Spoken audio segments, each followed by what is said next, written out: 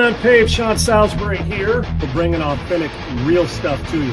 Hardcore opinion. Sean Salisbury, a great NFL analyst, a former NFL quarterback.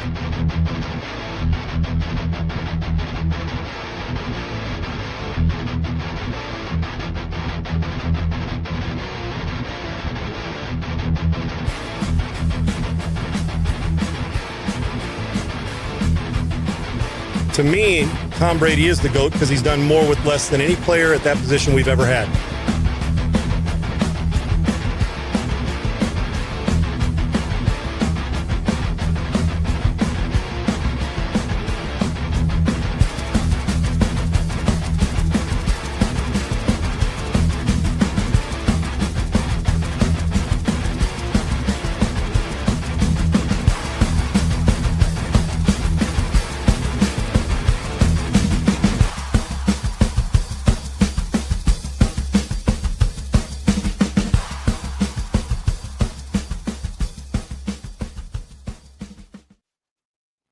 What's up, everybody? Welcome into the December 10th.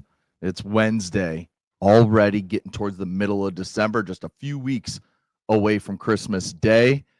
Sean, last night, again, we keep telling you, we do our bet of the day every single day, and we see the lines, and we talk about the lines, and Vegas is just so spot on. So Monday Night Football, over under 40, I think it was 41 and a half, 41 hits. Last night, we got UConn, Florida in college basketball. UConn minus 3.5. They win by 4, which we both took UConn. And I actually bet it last night that I thought they were going to win by more. Florida continues to show that they're still a really good team, but just not quite there to get over the hump against the really good teams, maybe the elite teams in college basketball, but they'll still be a contender once March rolls around. But, man, Vegas is just so good. Yeah, good to see you, man. 3 straight winning bets, too. Took the under and the Chargers on Monday night. Yeah. And last night, we both took UConn at Madison Square Garden. And Coach Hurley had him going on. Yeah, Vegas. You did not disappoint. It's almost as if it's rigged, but it isn't. Yeah. Yeah.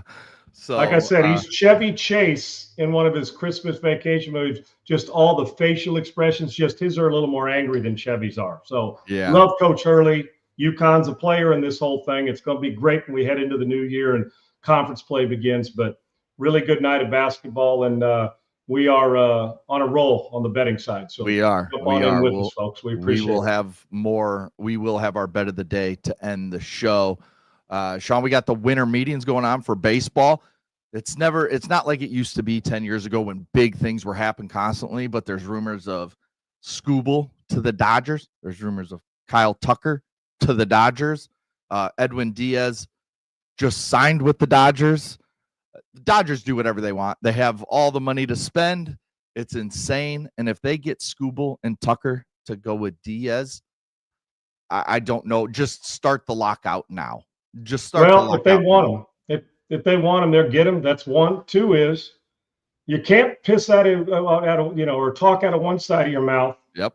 And tell me that, hey, it's great for the kids to have NIL. It's great that the rule changes and they get paid as much because the big dogs been getting paid all along. Great for the kids. Then turn around and be mad at the Dodgers because the rules allow, just like NIL, for them to spend whatever they want. If they go over the luxury tax, yep, that they're allowed to do it, then do it. They're just the ones good. It tells me they're committed to winning because Think about in your own life, when you spend a lot of money on something, you either love that, you're either obligated to in a divorce, or if you want it home, you want the car, you go get stuff you love. And if the Dodgers love that shiny object, it's going to bring 2 more guys and give them another better chance than anybody else to win the championship. Why should we be pissed? It ain't my money. It's their money. You're just pissed, or not you, but most people are pissed that their team's not doing the same damn thing. 100%. So don't pee in my face and tell me it's raining and on one side. Well, yeah, NIL, it's great. And then be mad that the teams that are spending NIL make you angry, yet they're getting your recruit. And then the other side, if you hate the Dodgers for it, keep on hating. Because while it's not guaranteed you're going to win, I can tell you what, Scooble and Kyle Tucker on that team make them an overwhelming favorite to win it again next year, if that happens. Overwhelming favorite for No sure. My White Sox got a little early Christmas present, get the #1 pick in next year's draft, and UCLA has a shortstop that's going to be fantastic. So that'll probably be the pick. All right, before we hit Augusta Precious Metals, go like and subscribe to our YouTube channel at Unpaved Sean Salisbury. You can get notifications of when we go live. You can see all of our shorter videos. You can see every single show that we do for the hour or so that we do Monday through Friday at 1 p.m. Eastern, noon Central. Follow Sean at Sean Unfiltered. Follow me at Adam G. Sager on X. We got a ton of football to talk about today, but before we get started, Sean, let's hit some Augusta Precious Metals. Yes, it's your retirement and your life, your money. You want something that's devalued like the dollar or something that's on the rise like precious metals and gold. And Augusta Precious Metals has got exactly what you need. Educate yourself. That's all I'm saying. If you go there and aren't interested, that's on you. But once you go there, the hook is in. Why? Because you'll know the value of Augusta Precious Metals. You know, watching the players play every week in football and in life, the clock's always ticking. When it's late in the game, you don't freeze. If you do, you get left behind. Same thing with this when it comes to society and money and dealing with all that goes on financially. Stay calm and make the smart move. Honestly, that's how I've been looking at what's happening in our country and the economy for a couple of years now. Late to the precious metals party, Augusta comes along and I'm all in because of the education they've given me. We're about $38 trillion in debt. I'm going to hit 40 probably by next year. That's a kind of a pressure that puts on all of us, every single one of us, rich and poor and in between, wherever you think you are, especially folks trying to retire with confidence, which feels like a hard thing to do right now, but jump in and be informed. That's why I've been talking with the team at Augusta Precious Metals for a while. They're the ones helping people understand and educate how to keep part of their savings and something real in precious metals, gold, tangible assets. So it's not all tied to Washington, and every decision they make, you got to hang on and ruin your day with no peace of mind. Peace of mind and security matter. They put together a short free guide, did Augusta Precious Metals, called the $40 trillion Threat Report. It explains what's going on and what options you have and you've got. It's simple, it's easy, and it educates you to make a smart decision. If you want to see it, there's a link in my description. Go text Sean to 35052. That's Sean, S-E-A-N, to 35052. Text Sean to 35052, and they'll send it over. Take a look when you have a minute. It's worth understanding, and it really is, guys. Like I said, I used to say, what's this all about? Now I know, and you will too. It's worth finding out what game you're playing. Confidence, security, and peace of mind matter. Augusta Precious Metals. All right. Thank you to Augusta Precious Metals, one of our main advertisers here with the show, part of the family here on Unpaved. All right, Sean, let's jump right into some NFL. We're going to talk a lot of college football today. Talk about some of the NIL that you were discussing earlier when we were talking about the Dodgers spending all that money. A former quarterback talked about giving some NIL money to a player at his former school and basically getting nothing in return for it. But let's start in the NFL. We briefly hit on this yesterday.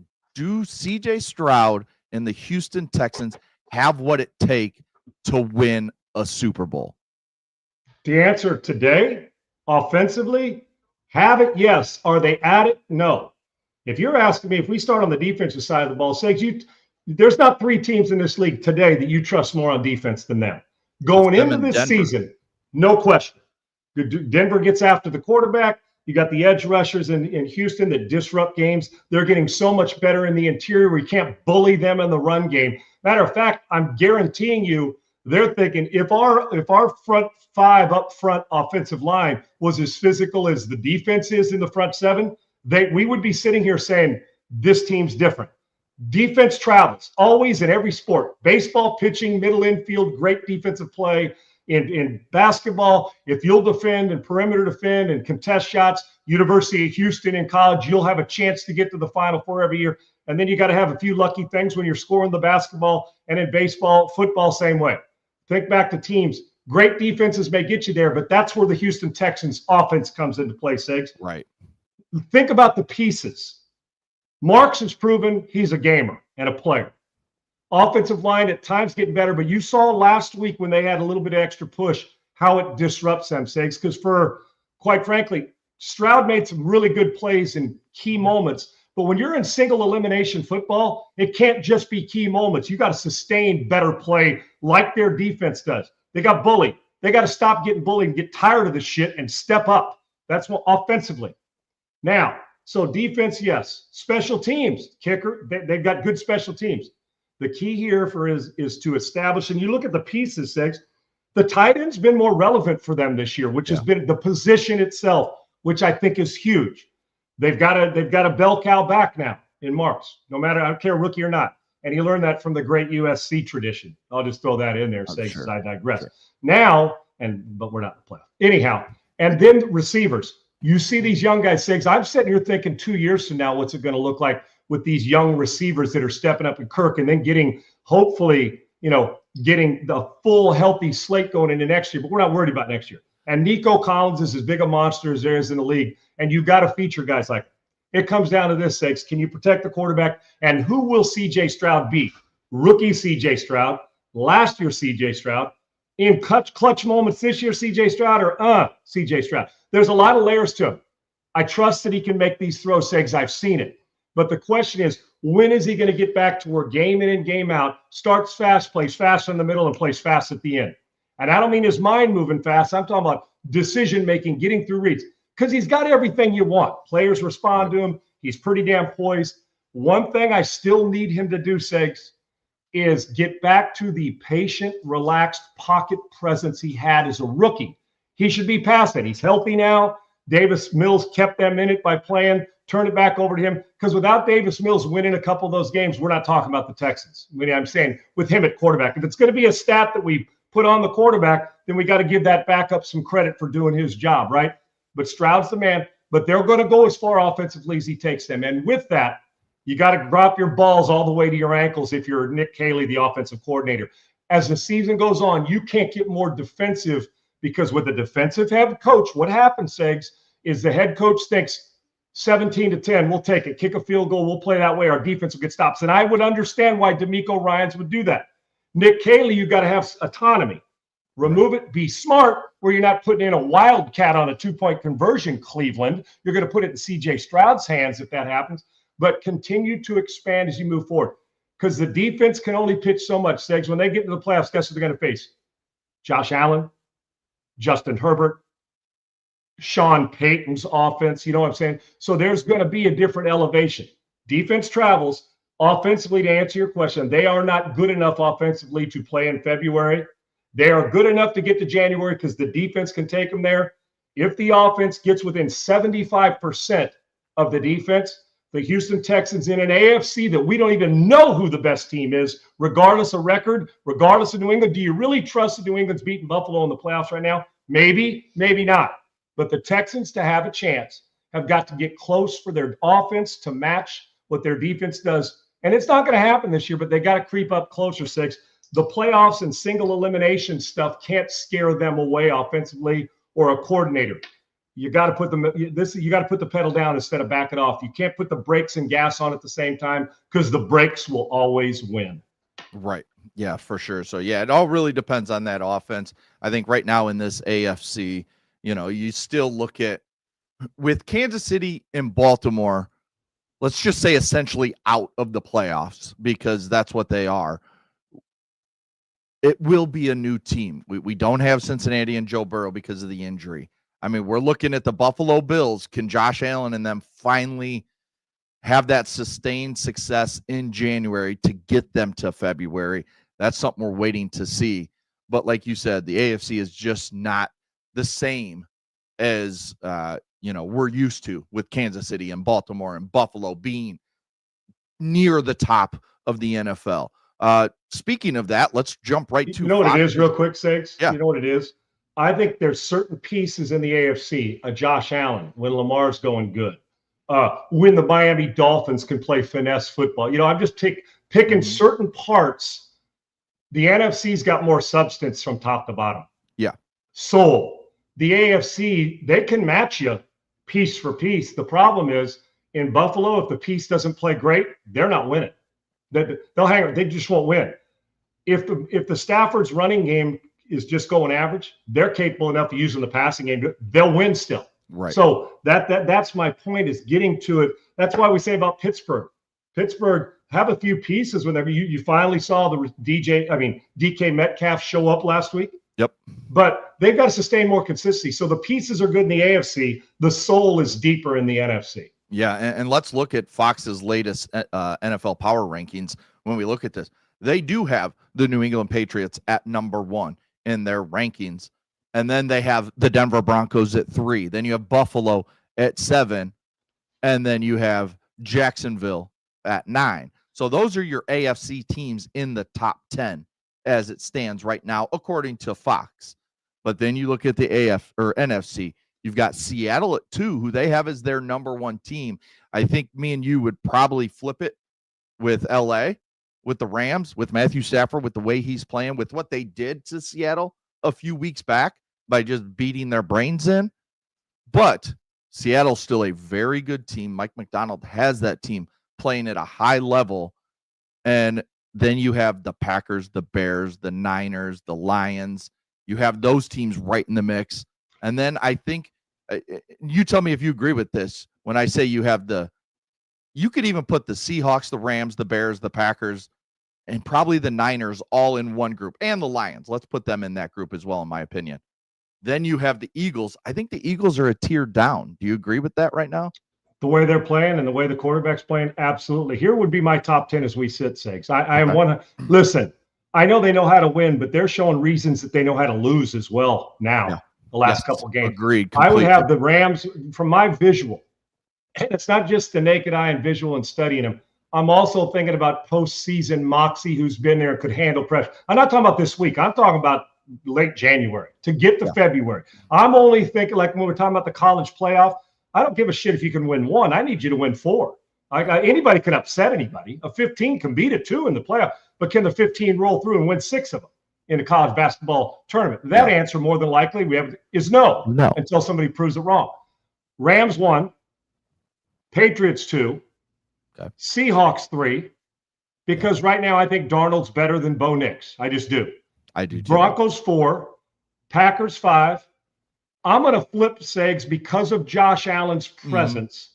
I'm going to put them ahead of Green Bay, which would make them 6. I mean, not Green Bay, them ahead of Chicago, put them 6. I will put the Bears 7, but close, Segs. And it simply comes down to the quarterback's ability to take over a game, right?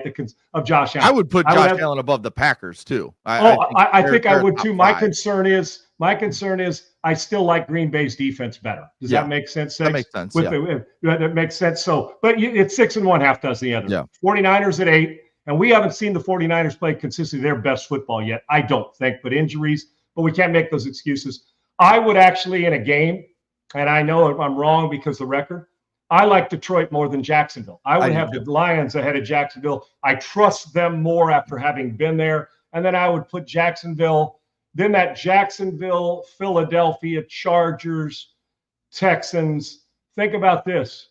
2 years ago, people wanted the Carolina Panthers, the quarterback, we want him out. He shouldn't have been the first pick. Yeah. Now look at him. Get a new coach.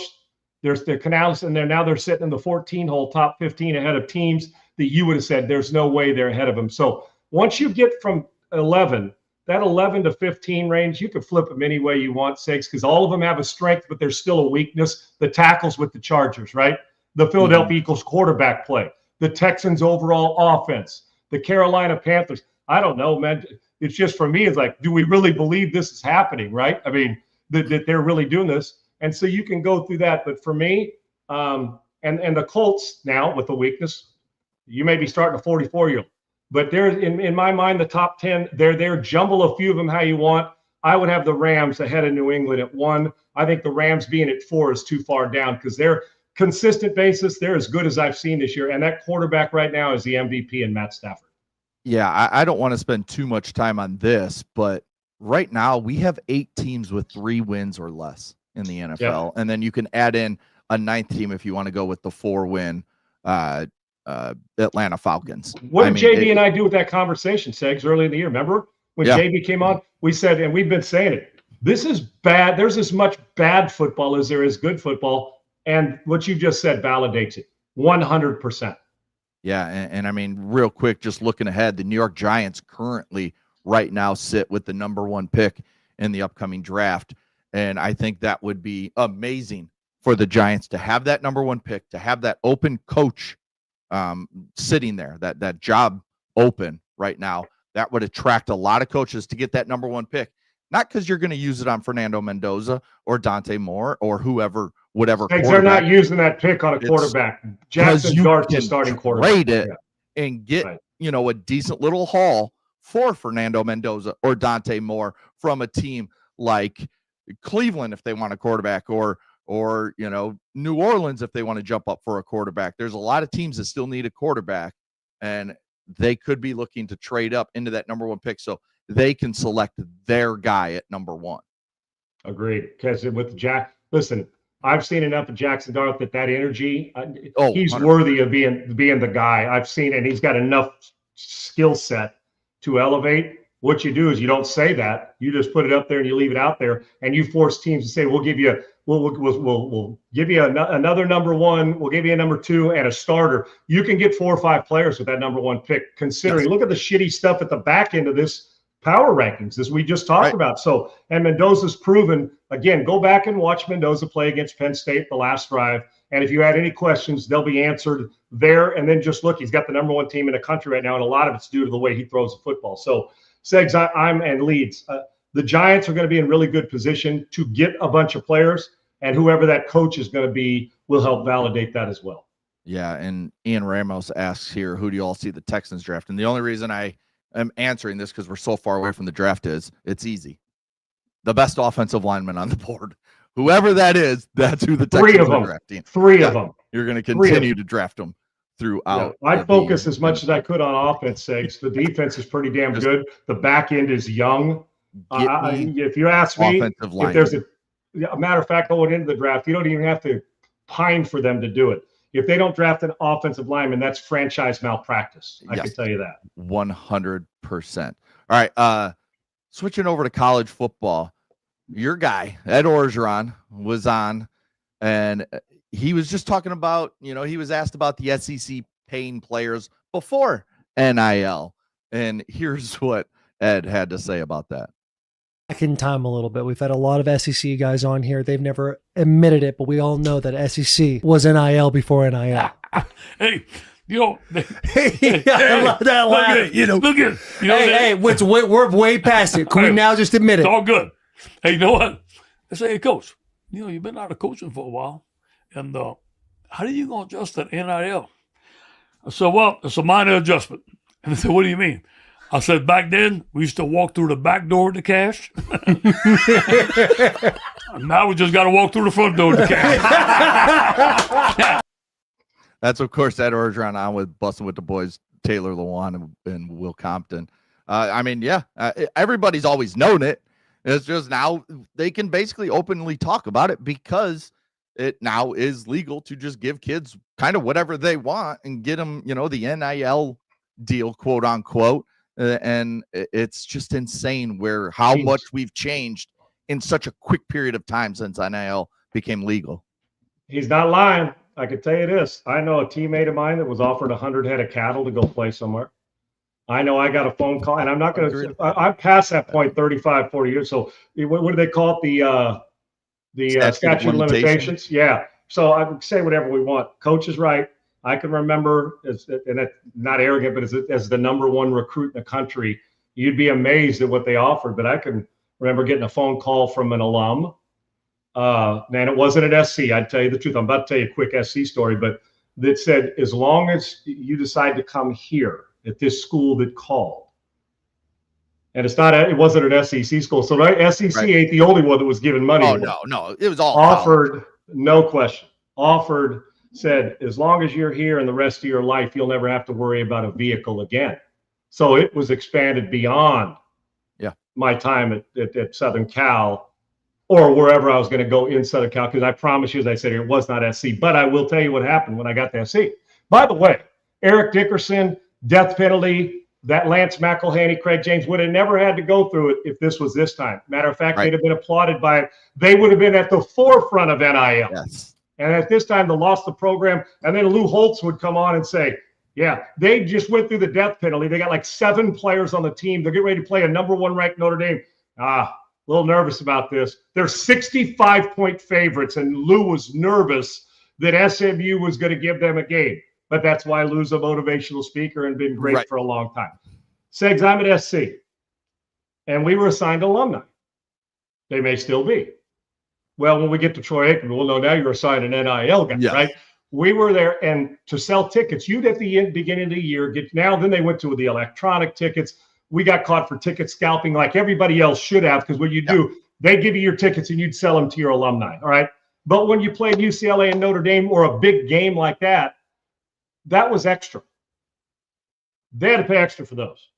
And as I sit here, just like you see in the movies and you see on your little TV show, I had my guy assigned to me. Before the Notre Dame game, he'd drive up. We'd meet in Heritage Hall with an envelope. And I would, no checks. We don't take checks or direct deposit, brother. We would walk into the lower bathroom. If you walk in Heritage Hall and make a right, there's a bathroom right there. That's the one. He'd stand in a latrine. I'd stand in the bathroom next to him. Handed me an envelope full of 5 times the money you would pay for a Notre Dame ticket times 4 or 8. I can't remember. Might have been 4 we get and bought 4 more, and then you turn around like you did your Super Bowl tickets and sell them for more. And it was cash paying for that Notre Dame game over and above the ticket we'd received or the money you got. And he handed me the cash. Boom, gave him some dap on the way out. Said, talk to you again, and was gone. And I didn't owe anybody that money. That money went into my back pocket to buy pizza or buy a beer, and it was significant. You tell me if $6,000, $7,000, $8,000, $9,000 for tickets for a game weren't significant back then for a college kid who came from a blue collar family, and scholarship check is spent because you're paid your rent if you're living off campus, right? So that was it. That's how they did. Now I could have sat in the coach's office, and he could have walked in and said, "Hey, Sean, here's your $10,000. Thanks for that post that you did for my automobile company or my technology company on social media," if we had it back then, and could have handed it right in front of the coach, and nobody would have batted an eye. Coach Orgeron's right. Went in the back door with a mask on and put, instead of LSU, you put on an Alabama shirt, even though you're from LSU. And now you just go in the front door loud and proud. Matter of fact, you drive that damn car up to the front door and drop it off for them. That's where it's at. And that was rampant then, illegal, rampant now, not illegal. It's a good time to be an athlete that you got carte blanche and autonomy to do whatever the hell you want.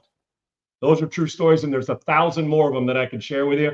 The $100 handshake was more than a $100 handshake. The TV in our apartment had nothing to do with us being able to afford to buy it. Let me just put it to you that way. And we watch good-ass TV on Sundays.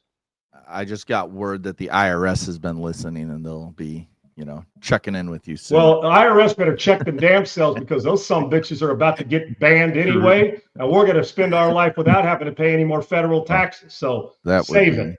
Okay? That would be. And plus, I'm an honest taxpayer anyway. Come find that guy. I mean, this was monopoly money's sake, so you could do it. It had nothing to do with me. I mean, I was just passing it on to the next guy. There you go. Yeah, well, we're talking about NIL, and you mentioned Troy Aikman. Obviously went to UCLA, and he says, quote, "I gave money to a kid. I won't mention who. I've done it one time at UCLA. Never met the young man. He was there a year. He left after the year. I wrote a sizable check, and he went to another school. I didn't even get so much as a thank you note. So it's one of those deals to where I'm done with NIL. I want to see UCLA be successful, but I'm done with it." And, everybody's assuming that he's talking about Oregon quarterback Dante Moore, who was at UCLA for a year. And remember, this was a kid who was at one point in high school going to Michigan because he's a Michigan kid. And then all of a sudden it was Oregon jumped in the mix. I think he was committed there. Then he was going to go at one point to USC, the rumors were, and then back to Oregon. And then all of a sudden here comes UCLA, and that's where he commits. Well, everybody knew he got a bag from UCLA. Went there, he got his money, got some experience, got to play as a true freshman, and then boom, makes the move to Oregon, where sits behind Dylan Gabriel for a year, learning the offense, and then he comes out now, and now he's a projected top 5 pick in the NFL draft. So, I think I understand where Troy's coming from, because it's basically a thankless gift that you're giving to your former school or your alma mater or any school you want to give to, if that's the case. And it's something that I think we're going to see a lot of here over the next, maybe couple decades. And then it may start to fall off because people get sick of these kids unless we regulate it, where, the transfers and all that kind of shit that goes with it. People will stop giving money to these schools because it is thankless, and it doesn't help because UCLA is still one of the worst teams in college football. Yeah, I could tell you this, and good on Troy for keeping the kid's name out of it. And you could read between any line you want. Right. But I got the news for you. 9 out of 10 of them would have sold the kid out, and rightfully so. It's chicken shit, whoever it is, whether it was him or somebody else. I could tell you this, Troy Aikman, it's not a matter of, I understand. He's 100% correct. First off, I wouldn't give a dime to NIL unless I saw the kid face to face, and I want to know what he's about. I would also be a little concerned, and I can compartmentalize. If I knew all this, with all these, I went here, come back here. If I'm an NFL team moving on, I got to be concerned about, is he a good decision maker? Can he make quick decisions? Or is he always, is he a pinball all over the damn place? Now, he's a good player. But listen, screw me once when it comes to money, and Aikman's got plenty of money, but you know what? It's principle. I don't care if he gave 10 million or 1 million or 20,000. The bottom line is it's principle. And the fact that part and parcel, without even having to be told, you're 18, 19-year-old kid, that you have to be told, absolutely told to write a thank you note, and you don't. Who does that when it's money? You should have crawled 10 miles over broken glass to hammer one out in Troy Aikman's shadow, let alone thank him. Okay, you get what I'm saying? That they should have done that. Said, hey, can I have? Can you double it up? Who doesn't thank somebody for that kind? I don't care if it's $100 or 100,000 or 100 million. Whoever that was, it's bad. And you know what? The problem is now if you're a UCLA alum and you start to see that burn the guy who was your best quarterback you've ever had there and who loves UCLA football, and saved a little more embarrassment from selling the kid out. Imagine if you're a richer alum and has all that money that you're not thinking, well, when's this going to happen to me? So what do you do, Segs, when that happens? Now you button it up, say, no, the kid's going to come here. He signs this in front of us. I want to know who it is. It's like Segs, it's like giving money to charity. You don't need everybody else to know, and nobody knew Troy did until this happened. The other side of it is when you give to charity, Segs, guess what? Don't you want to know where your money's going so the people are getting it, not 80%, they're paying their bills with it, and it's going to pay their mortgage. It's going to the charity and the kid or the dog that specifically, like Make-A-Wish. Go Make-A-Wish. Or Danny Thomas and the Children's Hospital, right? Where you know that you're saving a kid's life. I want to know where my money's going. And with NIL, it's the same thing. If I'm giving it, I want to know what dude, and I want to meet him face to face. He doesn't get to duck me if I'm giving that money. I think it's chicken shit. I think it's weak. And I can promise you, Troy spoke on it. You think that's the only athlete who hasn't bolted and never thanked the guy who paid him? Oh, yeah. No, it happens a ton. Yeah. So it to me, and I don't blame Troy, they wouldn't see another dime because it's not the school or it's not. It's the character of whoever you're giving the money to. You also shouldn't have to have the school write some form letter to somebody, NIL, not that they did it here. You should make sure the kid knows, just like when I had an alumni, they introduce you and make sure your thanks go above and beyond because guess what? The second semester, that dude's funding your pizza, beer, and quite frankly, money that you wouldn't have where you don't have to write a doggone check for $10. It's going to bounce because you ain't got no money in it. So if you're going to enjoy the fruits of the labor and getting paid, even when you haven't put all the labor in just yet, it would be nice to thank the guy who's paying it. And it is a thankless gig. And you know what? There's no guarantee you're winning a title. And right now, UCLA is about as far away from winning a title as you and I are. And we're not even on scholarship. Right. Yeah. Bush League and weak. Yeah. It's just, it's good on one Troy. Of these, it's one of these things with NIL and with the way college sports are changing that, it's such a, I think it was Kenny Dillingham, and he was talking about how it's such a mess. And he says, quote, we've created a mess. The whole industry is a mess. The only thing that's not a mess is the dollar signs. Those are pointing up. So, I mean, when you say that, and it hits so true when you're talking about this Troy Aikman story, is that you give this money and then it just goes and you never know where it's at and what it's doing. I mean, it could just be going in someone's pocket. It may not even be the kid. It's just such a weird dynamic because there are no regulations with any of this. It's just a free-for-all right now in college athletics. And it's not only just the high school kids getting it. I mean, we're seeing Sam Leavitt transferring from Arizona State, speaking of Kenny Dillingham. He is leaving because, first of all, Arizona State's not a great program to help him get ready for the NFL. He can go somewhere else, make a massive amount of money in 1 year, and get put on the biggest stage in multiple games getting ready for the NFL in 2027. So it's just such a different way of thinking about college athletics, that it's not just high school kids anymore. It's transfers, and your team changes so much from year to year that it's hard to gauge how good you're going to be when it's college basketball, college football, even college baseball has gotten bad with transfers. And you know what, Segs, with this, I'm not sitting on the fence, but I have such mixed emotions on NIL. They should be getting paid, jerseys and all that, but the other side of it is we're not doing it right. Okay, the kid should be rewarded. That's no offense to 4-H, because I'm in Texas and 4-H is huge. Scholarships, the rest of it, or anything else. But I got news for you: the accounting department at Texas A&M or as Arizona State, while it's going to be big, some of those nerds are going to make $1 billion, and you're going to work for them someday. But they're not filling up a stadium on Saturday to be watched. The football program is. Duke basketball program is. Kentucky hoops is. You get my point. But think about this. You just got done saying, it's a valid point. He can go somewhere and play big-time football. This team was in the playoff last year and playing the Longhorns. Right. So, I mean, Arizona State took some steps. Just like Tulane's done, just like we see James Madison. I mean, took steps, played good football. A lot largely due to him and Scattaboo and the way they play and their coach. And think about the way the high road Kenny Dillingham's taken. How many guys do you know? He lost a lineman who he says is a big time stud. Yep. And he's losing Sam Leavitt. Now I want you to think how many coaches. Can you imagine Kirby Smart saying, "Man, you guys are going to get a great player when that guy goes out the door"? Now Kirby's Kirby, but Dillingham is on social media is quote tweeting and giving great love to the guys that are abandoning him for more money and a chance. So I would imagine over a beer in private, Kenny Dillingham's probably like these maybe not. Maybe Kenny's just better than the rest of us, the high road.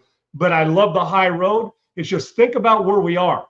You're losing a guy. It'd be like you going up and hugging the guy who stole your wife. Right. Okay. You go, hey man, thanks. I'm in love with her, man. She's been great to us and the kids. But hey man, you know what? Good luck with her. I hope it turns out, because she'll probably leave you too for a little more NIL money. You get my point. It's like, and then you're going on and saying, man, maybe 20 years later you love the guy because he's good to your kids, but at the time you're like, what just happened? And then you got to compliment the dude. Hey, man, he's really slick. He came in here, man. You know what I mean? Not even your wife. Yeah. Because we talk about just the kind of, figuratively.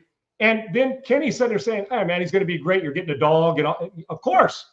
But damn, that's what it's come to. We're still kissing the ass of the guy that's leaving me as opposed to the ones that are here.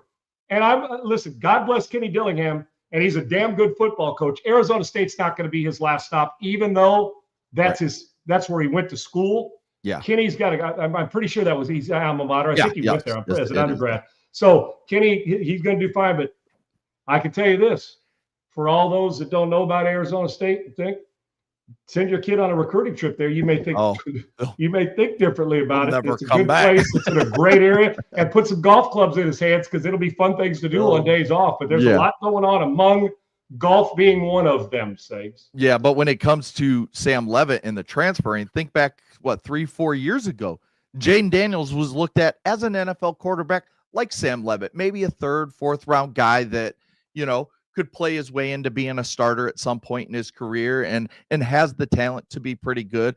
But we don't know about, big time games, playing against the best of the best week in, week out, like in the SEC or the Big Ten, whatever it is. He moves on to LSU and has a monster year with the Tigers, and then is drafted number 2 overall behind Caleb Williams.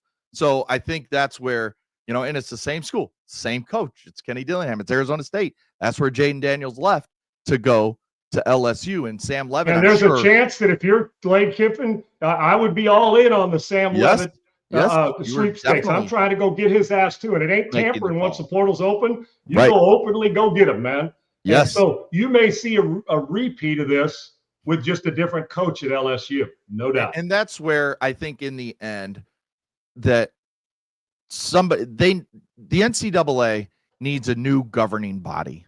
They need somebody to come in and completely clean this thing up with the way that we're doing NIL, with the way the transfer rules now work.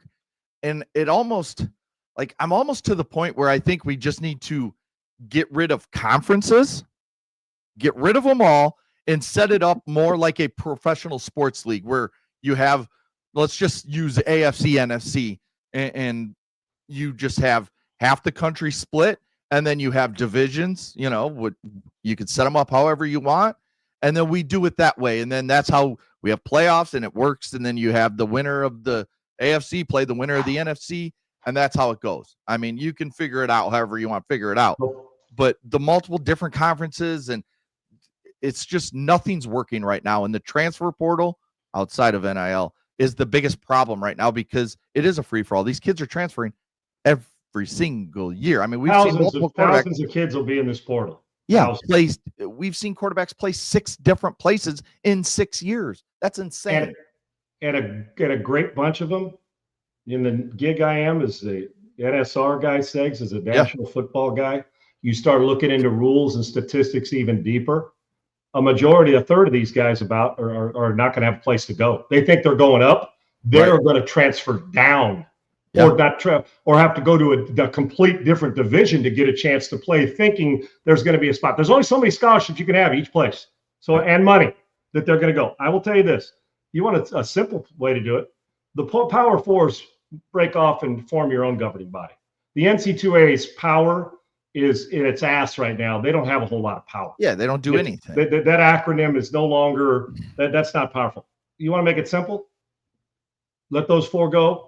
Find your national champion, your playoff of those 4, and all the rest, however you want to distribute it, we'll figure that out. They have their own playoff and national champion, just like Division II or FCS does. Mm-hmm. North Dakota State, and if they want to be in it, because they can beat a bunch of Division I schools anyway. The Power Fours have their playoff because the majority of them are going to be in a playoff anyway. I mean, the majority of teams in the playoff are going to be from those conferences. Yeah. Find it, and you know what? You could keep the Heisman Trophy real among all of it. Do it all. Just separate, get their own governing body. If the NC2A still is involved with the rest, fine. Or if they need, you're going to form players unions and NIL. Then we'll start to fix it from there. But first and foremost, when the governing body has 0 power, that's not a good place to start from. Right. And so you want to then we don't have to worry about, man, what about the group of 5 getting into the playoff and we're making spots for them and moving goalposts for Notre Dame and all. Now you got 4 conferences, and guess who will be forced to find a conference sake? Notre Dame. They'd have to, correct? Yeah. What if we did that? There's not, hey, we get everybody, and then you 3 get to just party on your own and make all. Or if you split them up and just have divisions, you just put everybody where you want them. Like, but Notre Dame's part of that. It's realignment. Like, do you think the New England Patriots have a choice when they move them, or the Milwaukee Brewers from the AFC, the American League to the National League? No, This is what we're going to do. But when the governing body, when the SEC is more powerful than the NC2A, you can't do that right now because they'll say, screw you, we'll go off on our own. But think about that. Another way to force a hand from anybody who wants to remain independent, yet your basketball team's playing in the ACC, but you're not. If you really want to fix it, say, here's how this is going. And if you're not part of that group, the Power 4, you're going to go play in the other one. You think Notre Dame wants to go that? Because guess where the money goes? Right. And then they get to have their bowl games, their championship. They can have 32 teams if they want, or 16 teams, and so can the Power 4. And then we don't have an argument. Then let's let it rip. Pretty simple. I'll be the commissioner if you want, or I'll be the player rep for the union. I'll do that too. I got a master's degree. I can handle that. So there you go. Yeah. So I mean, there's just a lot of figuring out college sports has to do, because it's not just football. Like I said, it's basketball is insane with the roster turnover year to year. It used to just be the one and dones. You'd bring in a couple one and dones and then they're gone. If you're at Duke or Carolina or Kansas or wherever, Kentucky, now it's the transfers change everything so quickly, and it's amazing that, for example, a team like Michigan that I root for, they lose their entire front court, which had them in the Sweet 16, which Dusty May brought in as all transfers. And then this year, the best team in college basketball with 3 new transfer bigs that, they get in the transfer portal, and he completely remakes his team with just, I think, 2 or 3 holdovers from last year's team. It's just insane how college sports are working right now. Segs, it used to be one and done. Was Calipari led the way in Kentucky. Right. You'd go get 7 McDonald's All-Americans, and 6 of them will be first-round picks after 1 year, and you'd go to the next group, and he bought into it. Now one and done, even before going to the NBA, means one and done here and then transfer to go get more money. That's what one and done now. That's the power one and done. The one and done to go to the NBA becomes that's right. We used to do that where a guy'd have 1 year of eligibility or get in 1 year of eligibility in a college campus, and he could go in basketball. Well, to the pros. Now you get the one and done is, oh man, thanks. You made $3 million from us, but you want to go somewhere else and add a little veteran as a sophomore and then go somewhere else and get more. And now you've got a team that's in there, put it this way. Some of this NIL money is going to keep guys doing like what the Wisconsins and old school Dukes back in the day where you'd stay the whole time, right? Because you're getting paid, and those guys would have got paid more. But one and done now means you were here and now you're gone, but not to the NBA. And some guys are going to make more money than they did in basketball. They'll make far more in college than they ever sniffed in the NBA because some of these guys are just not going to make it, even though they were a big-time recruit, one of the McDonald's All-American. But so they're looking at it thinking, man, I could stay here and make more money because the chance are I'll end up in some G League and maybe be out of the league. Because as you know, there's guys that get drafted in that first round, Segs, and you never hear from again. But if they're in college making NIL money, you still hear from them. Looking ahead to the college football playoff, we have Miami faces Texas A&M, which will be maybe the best. We've got first round game. Oklahoma, Alabama, and then Miami, Texas A&M are the 2 Power 4 matchups we have with the group of 5 teams playing Oregon and forgetting who else, even Ole Miss. So, but Texas A&M's offensive lineman Trey Zune said something that is just insanely idiotic to me. He says, he was asked, what are the keys to stopping Ruben Bain, who's arguably a lock top 5 pick in this upcoming NFL draft? What is the keys to stopping him? And Zune went on to say, I don't think he's a threat that we need to worry about. We'll be able to handle him. I mean, these are the type of stuff that if you're Mike Elko, if you're, the offensive coordinator, you're telling your kid like, hey, just shut your mouth. There's no reason to give that kid, who is arguably the best pass rusher in college football. Some think he's the best player in college football. Yes. Yeah.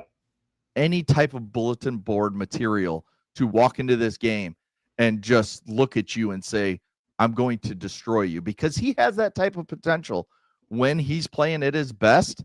It's just not smart to do. If you're Zoom, I don't care how good you think you are. Right. I know how social media loves this stuff, and we all love swagger and confidence. But have you ever heard of the phrase called work in silence? Do your work in silence. Listen, I understand big fellas like to get out there and dominate it and go and let them know that, hey, we're not backing down from you. But the less Bain knows, when you go into a situation, a meeting, a test, an interview, and know very little about what they're thinking mentally, you're at a disadvantage when you're the one who controls that narrative. So right now, the narratives have shifted. You've thrown it on the table, and now Bain gets to whatever that is. It takes a really good player and makes him even better. Now, you very well may stop him. You very well may have a plan. Why share it? Of course, we know you're going to say, you don't have to tell us everything. I've tried to say that. I mean, we love it because it makes for good fodder and banter on a show. But what's the advantage of saying it? All the players, because I got news for you. Motivation and all the chatter is fine until somebody knocks you right in your dick, and then all that motivation goes away. Then you got to gear down, put your hand in the dirt, and go play football. So I understand the confidence, but couldn't you say that among 85 and in your locker room, say, we're kicking this guy's ass, he's not touching our quarterback and all that? Yet there's just, I don't understand, other than for social media and for optics, why it would be advantageous. Your coach and you could stand up and you guys could say whatever you want about Bain and Miami. I just don't know why. I don't know. Maybe a suggestion on Protocol 101 or handle the media for dummies. I'm not saying the guy's dumb, but maybe it's like great football player, but he's also got to deal with a great offensive line. Boom. Good. Now he's like, oh, okay, they respect me. And maybe if he thinks they respect him a lot, that while he's going to have energy go play, there's still that psychological advantage that does exist in all sports and in life. And sometimes working in science, I've never understood this, Segs. I understand in the field you get dominant, but leading up to it, say all that after. Yeah, you guys talked about how Ruben Bain was good. He didn't get one tackle for loss, didn't touch our quarterback. Now the proof's there. Now what if he goes and gets 3 sacks and disrupts and wrecks the game? Now guess what you're going to be told? Yeah, I guess that you spoke a little too soon and got that guy. Yep. Even if that wasn't the thing that got him fired up, that's what everybody's going to say. So I don't understand the advantage. I think A&M can beat him, but I don't understand the advantage of us come up and me saying, yeah, screw Lawrence Taylor. What's that guy got to do? We got Gary Zimmerman at left tackle. He'll kick his ass all the way to Sunday. Lawrence ain't squat. We're not worried about him. We'll handle him. And then all practice week, guess what we're doing? First of all, Zimmerman would have looked at me and said, you dipshit. Yep. What do you mean? I'm the one who's got to block him. Two is all practice week. Now you're sitting there geared up for it. You're thinking, and guess what? Our practice was always geared around when you faced Reggie White or Lawrence Taylor, sakes. How we're going to slide the line to stop that guy. We don't need to let everybody know. The whole world knows who the best player on the field in this bowl game is, and it's that cat right there. Yep. Whether he plays the best that day, I just don't understand. I don't need to tell Walter Payton that we're going to stop him or Barry Sanders. They know you're trying to, and then when you don't, they get the last laugh, and neither one of them was going to celebrate your face. In this case, I don't know. I don't know what purpose it serves. I like swagger, but sometimes swagger and silence ain't a bad thing, Sakes. Yeah, it's just and it still just sucks that we're sitting here Wednesday. We should have these playoff games this weekend. Like they should be on the 20th or whatever it is, right? This, give us one Friday night and give us 3 on Saturday, and line them up and let's go. Why we got to wait a week and a half to get these? I mean, these teams, they're able to get, their do it all year long in a week. They do it all year long. Like, yeah, I agree. Just waiting around for these games makes it really tough. Speaking of Texas A&M and who Ruben Bain will be chasing and Zune will be protecting, Marcel Reed announced that he will return to school next year to Texas A&M and continue to play quarterback for the Aggies instead of going to the NFL draft. This is a smart move for him. I mean, this is something where he can go have another really good season, continue to get better playing the position, work on his mechanics, get all that down, and then he'll walk into the NFL draft next year and he'll be a good prospect that a team will look at and say, you got good size, you're tall, you got a good arm, you can use your legs, and that's what the NFL likes right now. And he could turn himself into a top draft pick. So I think returning to school was smart for Marcel Reed. Tremendously smart, and not flirting with some transfer portal to go get more money to do it. He's taking all the steps right. He's well coached. Now they lose Colin Klein to Kansas State, so they'll have to replace that. But he's well coached. He has made great strides. He's the best all-around quarterback they've had there in quite some time. And aside from defense, he's a big reason why they're winning. Because remember LSU, or when you get down, the guy maybe threw a few picks, but his resilience and coming back was another step in the right direction. So watching him play, which I do a lot as an A&M guy who's down the road, but then my kids went there and just loving the program. I have watched him a lot in that position, and I would have said, if they would have come to me and said, Sean, what you evaluate? I said, oh, you can draft him, and in 3 years, he'd be pretty damn good, I think. Right. But I would have said more polish, more throwing consistency to where if you take his legs away, he can still beat you.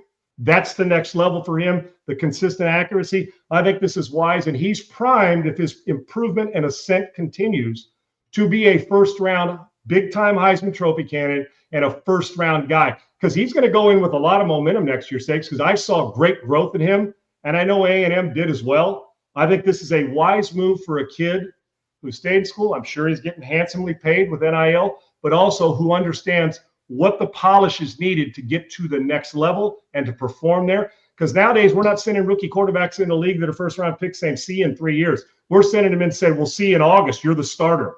So get your ass ready. He needed another year, which instantly makes A&M a top 3, top 4 team going into next year automatically. Yeah, it's nice just to see a kid go to a school and stay.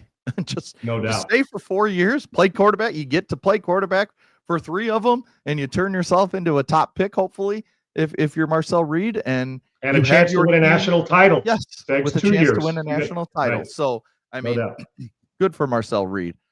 Something else I forgot when we were talking the NIL, a new trend that we're seeing schools do, and Utah announced theirs, that they are signing with a private equity firm, a deal with a private equity firm that's projected to bring in the neighborhood of $500 million to the university to be used on athletics. Now, maybe it's upgrading some facilities, it's spending in NIL, it's all the paying coaches, it's everything you could do with that money. But we're starting to see teams do this, sign these deals with private equity firms that gives them so much money moving forward. Now, on the other side of that, the 2 schools we root for, Michigan and USC, the Big Ten is trying to do this in a massive deal with a private equity firm where every team in the Big Ten is involved. And Michigan and USC, I think wisely, were kind of like, whoa. Like, I don't want a full league one. Like, we can do our own and probably make way more money than what we're going to make in this deal that we would be stuck in for as long as, the Big Ten wants to be in it. And they're still working through the details of that because Michigan and USC have basically said, no, we're not in this. And the private equity firm saying, well, it's all or nothing. We want all, I think it's 18 teams now in the Big Ten. I don't blame them. Yeah, we want them all. So it's fascinating. Michigan, how much money they could make, right? Yes. But it's fascinating. That's another layer of the NIL that we weren't talking about just a few minutes ago, that now these teams are making these deals with firms that are bringing in hundreds of $1 million into their program. Segs, this is going to be a trend everywhere. Yes. For schools, it's going to be a trend, and here's the deal. If you and I start a company and we're in the friends and family raise, and all of a sudden a private equity firm says, you know what? We'd like to jump in now. You know how much power you have to give up? Right. They pretty much, you're no longer the majority shareholder. Yeah. So that's why you're people, now we'll get to private equity firm maybe a little bit down the road. But we've established it's rolling in, and then we can and then you get to the first round of funding and say, okay, now jump in. I mean, they're jumping all in, but you also know when a private equity firm could this much money, guess who now controls the university if this comes to fruition? The private equity firm. You're going to give up a lot of control for $500 million plus, and you know how long it'll take them to utilize that $500 million, meaning the private equity firm, to either go raise or do it. It won't take them long. No. There's a reason why private equity firms are really rich, and those guys build big buildings, kind of like Vegas, and they're betting. So I get it though, because now you're funding a full program. It's almost it's an event where I'll see in 25 years, we're good to go, or however long it lasts, right, Seg? So it's a security blanket, but you get to give up some power. If they're raising $500 million, or they got a private equity firm for $500 million at Utah, and no disrespect, because there's a lot of money in that state and from that school. But Segs, USC, I'll use my school as an example. You think that $500 million could raise them about another $500 million and get you to the B word? Probably, right? I would. Well, I understand their reluctance not to get in. At least is what I'm talking. Depending on how long the deal is. Yeah, I'd say you could multiply that by 4, and that's where you may start to see USC, Ohio State, Notre Dame. That's where they're talking. The University of Southern California / unpaved private equity. That's the name of the school when you go in, right? You know, the front where it has the name of the school when you drive in, and the signature part of the school when you drive in to get in. Well, it's SC and then / the name of the private equity firm, because basically you've turned it over. Oh, or the name of your building is no longer Heritage Hall. It's the name of the private equity firm that's paying all that money. So good on them, but this will be a trend that will not go away soon, because it's too many zeros to pass up, and too much guarantee and security. It's basically these schools, and this is where I also wonder, are we heading towards everybody just being independent? and making their own schedules and figuring it out that way. And then we, if everybody's just independent, we don't even like have a mad conferences. scramble to get the seat when they open it up for the students, and they run to get their seat because it's or Southwest Airlines until January, and they do it where you just go get the seat, right, Segs? Yeah. Same thing with here. Let us go get our own shit. We'll go know. schedule whoever we want, right? Right. So you just never know which way this is headed because, as we've talked about with everything when it comes to the portal, the NIL, now this type of deals being made at colleges that, it's the wild, wild west. Anything can be done right now because there is no regulation. And it's fascinating to see what schools are doing at the school level by basically almost selling a chunk of their team and their athletic programs to a private equity firm. Not almost. That's exactly what they're doing. And then you have the kids getting their money, and then the bottom rung is the portal. They can come and get their money and then bail and go somewhere else and get more money. It's insane. Well, Segs, I'll ask you this, and we can do it another day. A private equity firm that puts $500 million, $1 billion into it, who's more powerful now? The private equity firm or the athletic director when it comes to hiring and firing the coach? Well, it's private equity firm.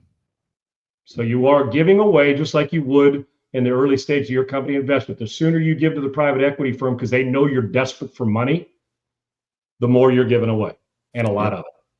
Yeah, it's going to be crazy to see where this all heads. All right, to end the show as we do every single day, we'll go to the NBA tonight with our bet of the day. And we're on a friggin' roll, so recognize. We are. We got a good game tonight, though we are missing some stars from the game. We got the Spurs at Lakers. So the game's out in LA. No Victor Wembanyama. No LeBron James, because I don't know what's hurting right now. If he pulled a tube or something along those lines. Who knows? Might have been a vulva bone. I don't know. Yeah, what do I know? Yeah, it could be cracked. Who knows what he's doing? Hey, but he might, dude, he might be doing another movie. Who knows? He might, yeah. His production company. I don't know. Yeah. LeBron's got his hands in a lot of big money stuff. Maybe he's watching Bronny at the G League or watch Bryce sit the bench at Arizona. I don't know. Maybe he's, invested there. He's got plenty of money to do whatever the hell he wants. He's had a pretty good career. Hence why we still are discussing this, but I'm with you, brother, 100%. Yes. So the bet of the day, Spurs at Lakers. Lakers minus 7.5 as it stands right now with a 240.5 over under. That's 120. I'm taking the. Oh, geez. Give me play defense in the NBA anymore? No. Give me the over. You know my feelings about an over that to 240. It'll be a $130 to 127 type of game. I'm just telling you. I'm taking the over. I would say Lakers without Wemby, but I don't think there's going to be a lot of defense played. This is a night where Luka gets you 43 and somebody else has 36. And I'm taking the over. This is going to be pushing the 245 range tonight. Like it is 125, 120, 127, 123. Give me the over. I know you're going to say, man, that's a big over. I understand. Yeah. There's a reason it's a big over. And give me the Lakers minus the 7.5. I'll take the Lakers tonight. You're going to get hosed by that hook, dog. You're going to get hosed by that hook. Somebody's going to miss a free throw to get you to 8. And it's going to be 7.